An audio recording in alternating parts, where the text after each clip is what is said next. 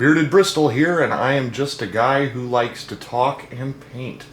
Back for another episode, shall we call it? Episodic is one way to phrase it anyway, especially on this here particular piece.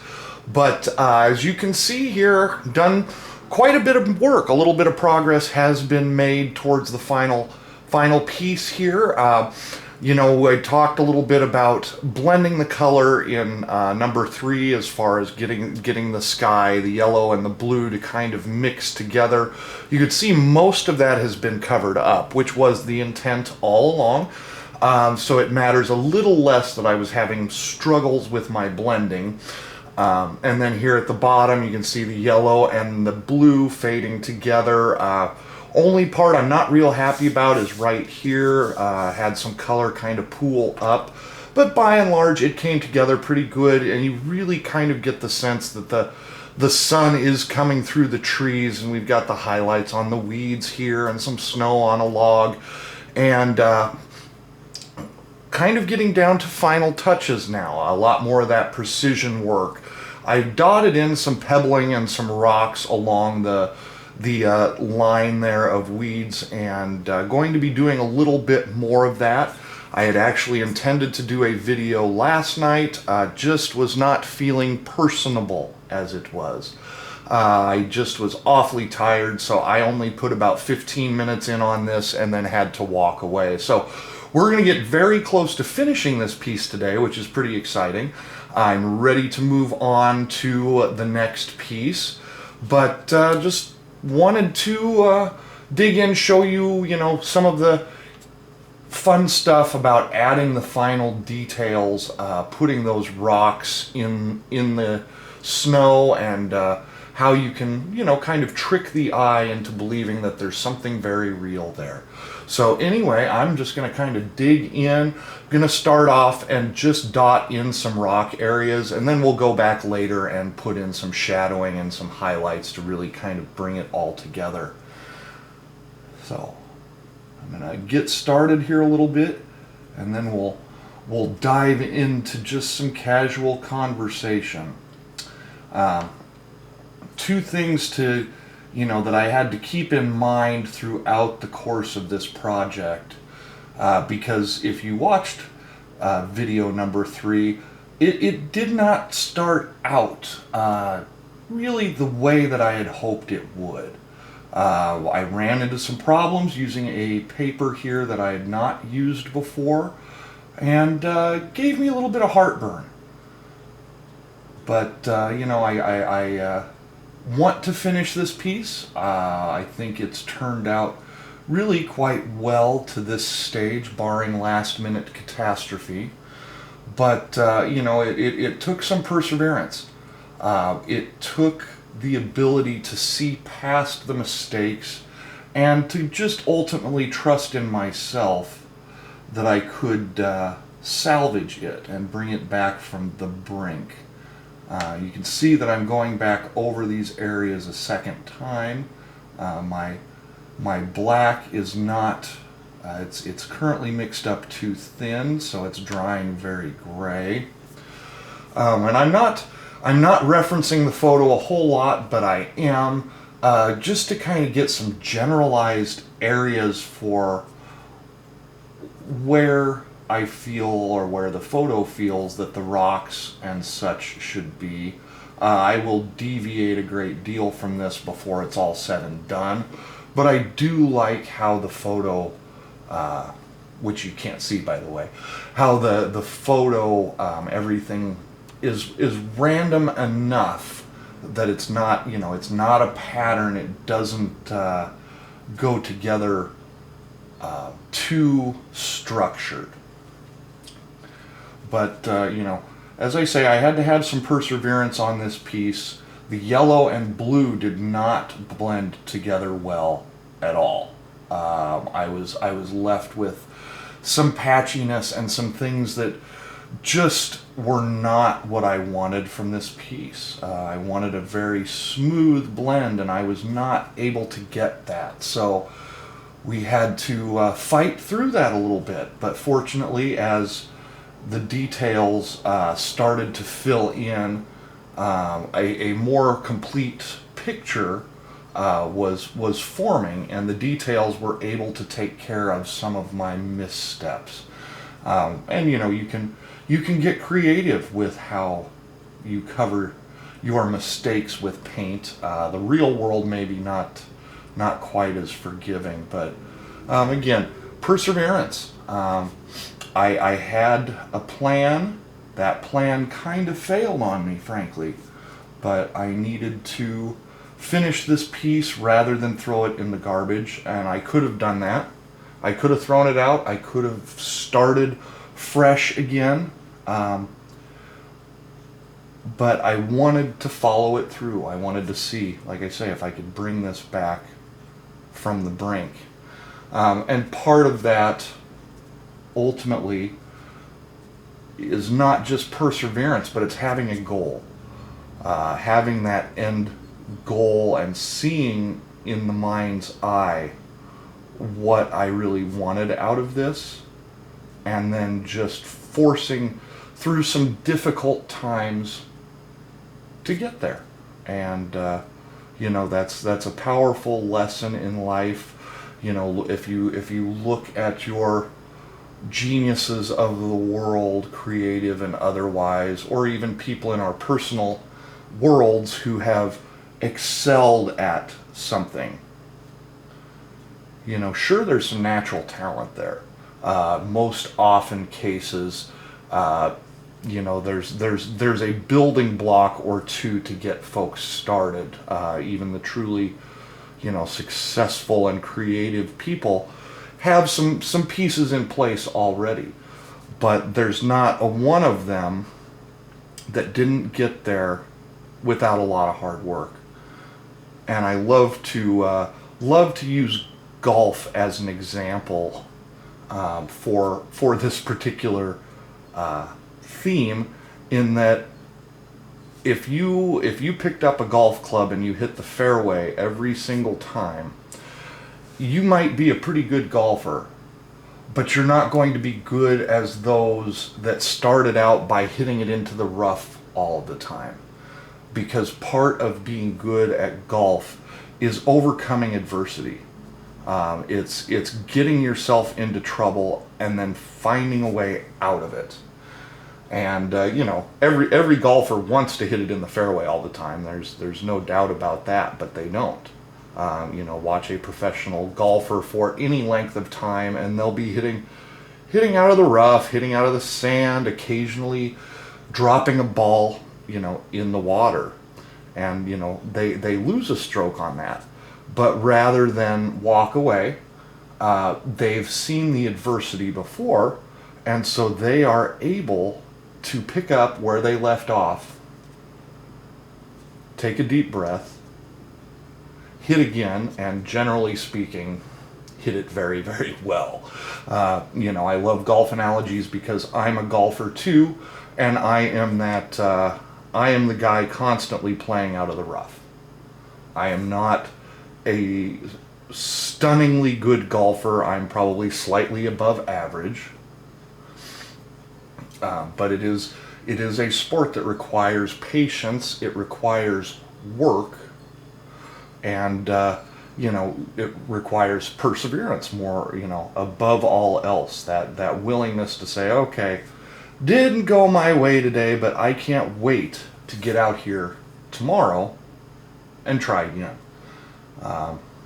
And in that, I should also include that I am a fair weather golfer. Golf is fun for me if the weather's nice. I'm a sunny and 70 kind of golfer. I don't particularly enjoy going out in the cold. There were a lot of folks in this neck of the woods that went out golfing on the 23rd of December this year because the temperature was in the 40s. 40s are wonderful. I like the 40s, especially when your high for the day is, in the single digits. But I am not so dedicated to the purpose of golf that I'm going to go golf in that weather. So that is my own foible, my own pitfall. But it still doesn't change the fact that when I do go out there, there is that element of perseverance and wanting to get better and do better. And, golf is a game fought with yourself. It's not, there's plenty of guys that go out and get a six-pack and go with their buddies and play golf, and, we're playing $10 a hole or $2 a hole, or, something nonsensical like that. So, there is the competitive aspect. There's certainly camaraderie and a potential team aspect in that, as well. But ultimately, it's a battle with yourself. It's fighting through barriers and hurdles and trying to do just a little better this time than I did last time. And that's part of the fascination that so many of us have with the sport of golf. And it's just good mental exercise for life in general. That fighting those battles makes you stronger.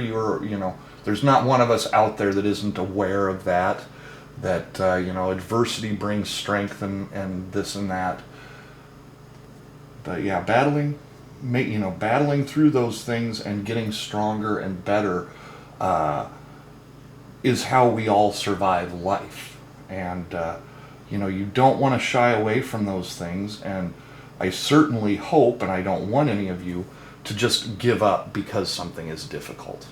If you don't enjoy it, you don't enjoy it, and that's a good reason to walk away from something. You don't have to beat yourself up trying to fit something into your space that just doesn't belong there. But if you enjoy it, if you see the positive merits in your life or in other places, man, you gotta just stick with it and take the little victories where they occur.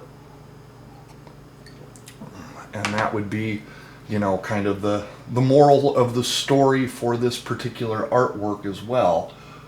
But that said, pushing through those barriers and getting creative with how I solve problems and how I cover mistakes is what is ultimately leading to the success on this piece. So I've got a bunch of black rocks and whatnot built in here now.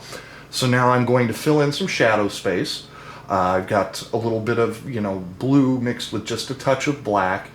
And if you look kind of around this area, that's one of the larger rocks, but even the shadows of the trees are casting a shadow 3 to 4 times longer than the height of the object that the sun is hitting.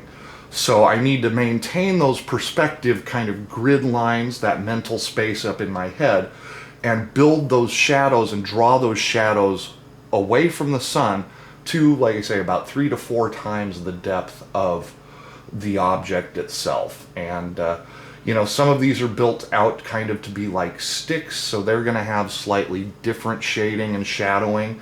But most of these are rocks and pebbles that are sticking out of the light snow. So we're gonna start out here, and don't ordinarily use my finger as a smudge stick, but sometimes if the paint is too dark, that's just kind of what the doctor ordered.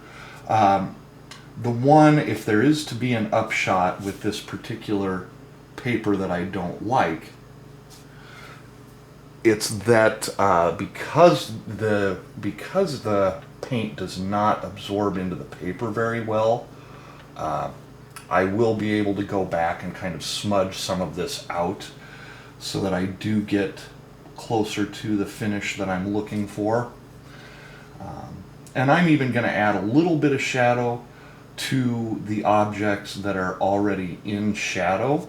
It adds just a little more depth. But that's also, it's fairly accurate to real life as well.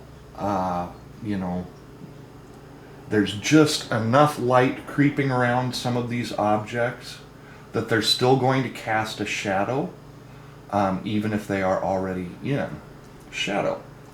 So there's your lesson on shadows for the day. And as always, I am a slow painter.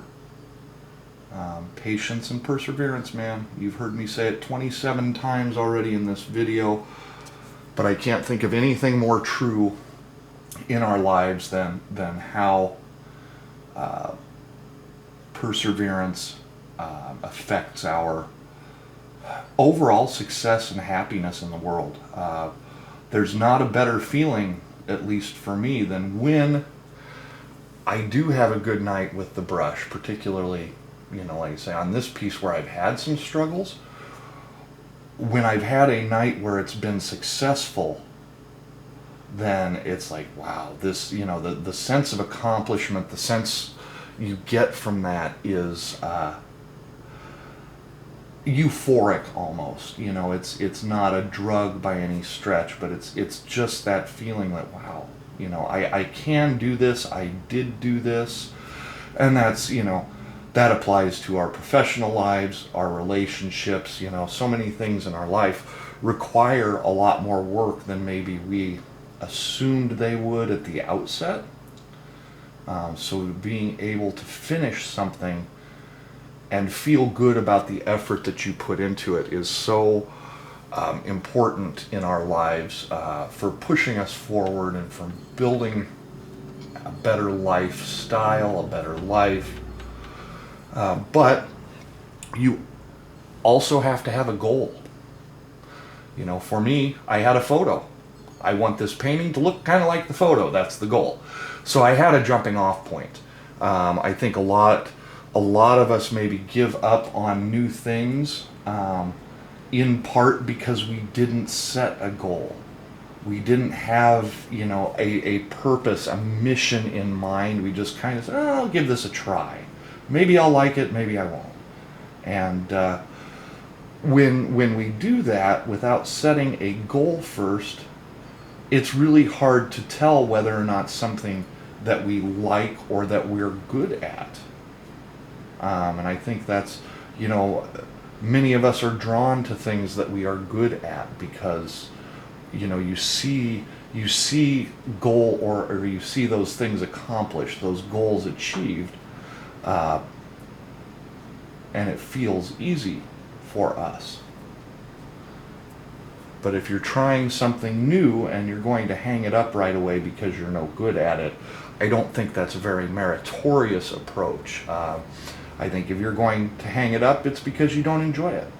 You know, because it doesn't add anything to your life or your relationships or any of that stuff. But giving up for lack of effort is kind of, you know, I guess kind of where I'm headed with this, and that it's just not, that doesn't benefit you or anyone else in the end. Give it your full effort. If you don't like it, hang it up.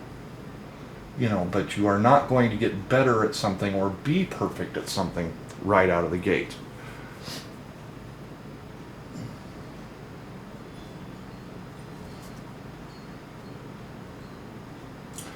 And hopefully now you can see how those shadows, how that perspective is really adding another dimension to this piece. Probably not going to happen in this video, but on some of these larger rocks and on some of the branches, I'm also going to go back and add little spots of white here and there. Not a lot of it, not much at all, but the white highlights, you know, if you've looked at a portrait painting before, when masters paint portraits, people who are much better than I don't like doing faces. The challenges, the time involved in that, I just have not chosen to explore a whole lot. Maybe that'll be a painting series coming up, I don't know.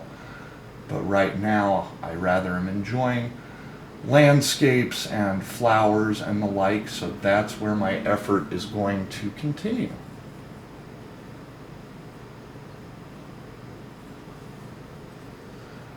But if you look at somebody who's really masterful with painting faces, one of the most striking and engaging parts of a portrait is the eyes. And one of the reasons for that is artists will almost always add just a little drop of white in the corner of an eye.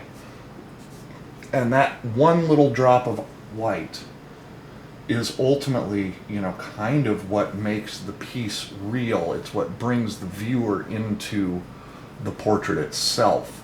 It's very engaging and yet simple trick. And it's not really a trick. I mean, that's generally speaking part of the photograph. But, that's one way that, really good painters can help accentuate their skills, their craft, and the realism of that piece. And so I will be doing something similar in that I will just be adding minute white highlights here and there to finish off this here piece. It's been exciting for me to watch this come together. I hope you've gotten some enjoyment out of it as well. I try not to be too preachy when I talk, but it is this kind of stream of consciousness, and whatever pops into my little pea brain is what you're gonna hear from me on a given episode. And I think I have brambled on way too long. I just discovered I didn't set my timer, so I'm gonna put the brush down. Pretty well have the rocks and shadows in place, and I have to say I'm reasonably pleased. I'll add some highlights, we'll call it good. In the meantime, time for scotch. On a beautiful afternoon, beautiful but cool Midwest afternoon.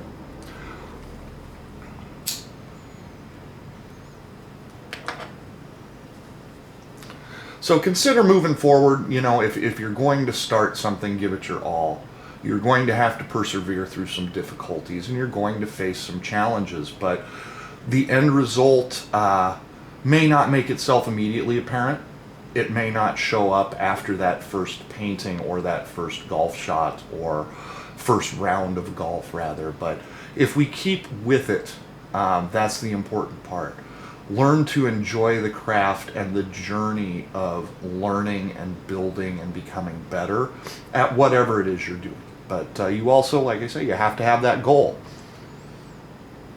You have to be able to set a goal so that you know if and when you're making progress.